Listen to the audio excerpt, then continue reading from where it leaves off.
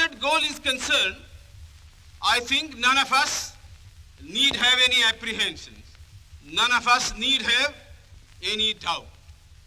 But my fear, which I must express clearly, is this. Our difficulty, as I said, is not about the ultimate future. Our difficulty is how to make the heterogeneous mass that we have today take a decision in common and march in a cooperative way on that road which is bound to lead us to unity. Our difficulty is not with regard to the ultimate. Our difficulty is with regard to the beginning. Mr. Chairman, therefore, I should have thought that in order to make a start, in order to induce every party, every section in this country, it would be the act of greatest statesmanship for the majority party even to make a concession to the prejudices of people who are not prepared to march together. And it is for that I propose to make this appeal. Let us leave aside slogans. Let us leave aside words which frighten people. Let us even make concession to the prejudices of our opponents. Bring them in so that they may willingly join with us on marching upon that road, which, as I said, if we walk long enough, must necessarily lead us to unity. And if I, therefore, from this place, support Dr. Jaikar's amendment, it is because I want all of us to realize that whether we are right or wrong, whether the position that we take is consonance with our legal rights, whether that accords with the statement of May 16th or December 16th, leave all that aside. This is too big a question to be reduced to the position of mere legality. It is not a legal question. I say leave aside all these considerations and make some attempt whereby those who are not prepared to come will come. Let us make it possible for them to come. That is my appeal. In the course of the debate that took place, there were two questions which were raised, and which struck me so well that I took the trouble of taking them down on a note paper. The one question was, it was asked, I think, by my friend, the Prime Minister of Bihar, who spoke yesterday in this assembly. He said, how can this resolution prevent the League from coming into the Constituent Assembly?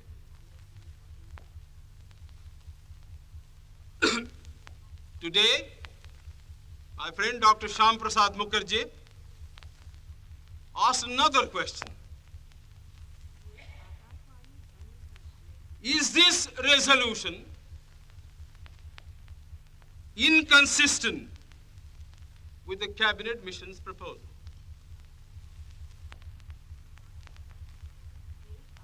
Now, sir, I think they were very important questions. And they, I think, ought to be answered. And answered categorically. I do maintain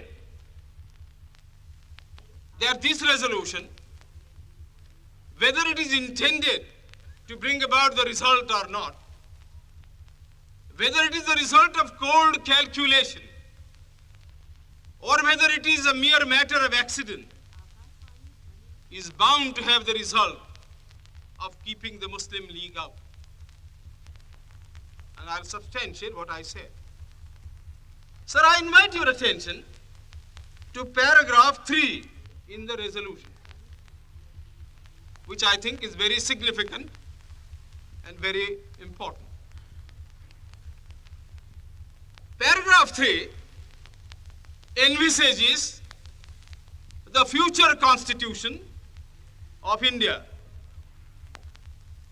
I do not know what is the intention of the mover of the resolution, but I take it that it is a sort of, after this resolution is passed, it will act as a sort of a directive to the Constituent Assembly to frame the Constitution in terms of paragraph 3 of the resolution. What does paragraph 3 speak of? Paragraph 3 says that in this country there shall be two different sets of polity.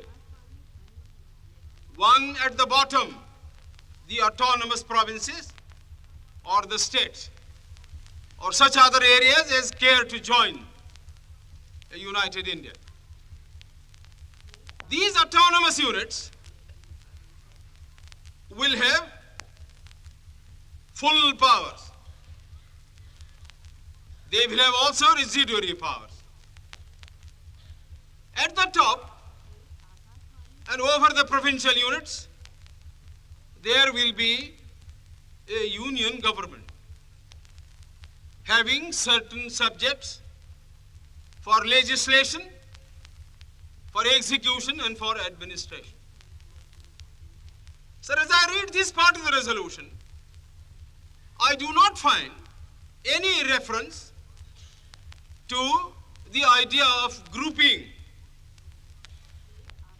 an intermediary structure between the union on the one hand and the provinces on the other. Now, reading this paragraph in the light of the cabinet mission's statement, or reading it even in the light of the resolution passed by the Congress at its Vardha session, I must confess that I am a great deal surprised at the absence of any reference to the idea of the grouping of the provinces. So far as I am personally concerned, I do not like the idea of grouping. I like a strong, united center,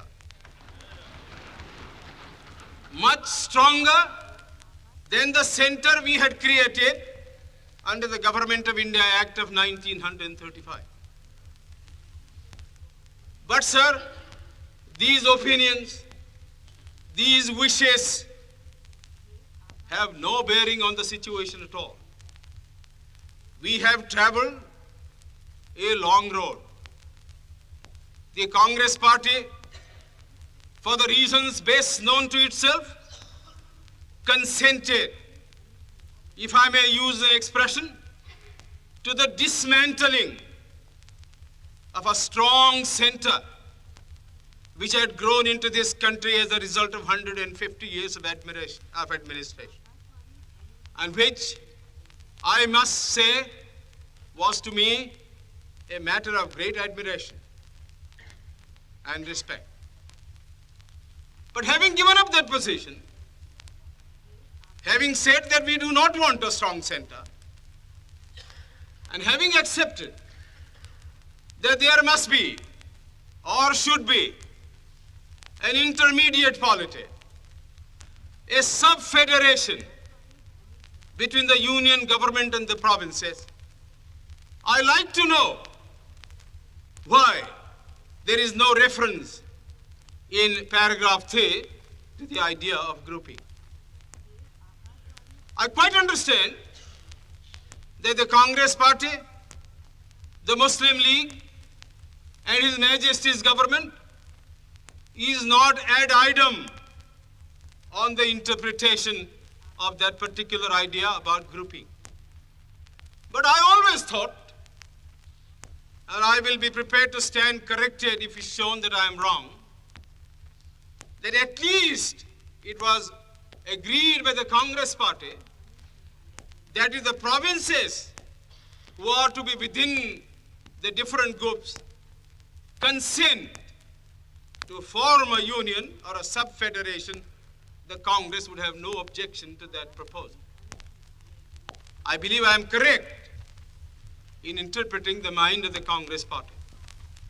So the question that I ask is this: why did not the mover of this resolution make reference to the idea of having a union of the provinces or a group of provinces on the terms on which he and his party was prepared to accept? Why is the idea of union completely effaced from this resolution? I find no answer.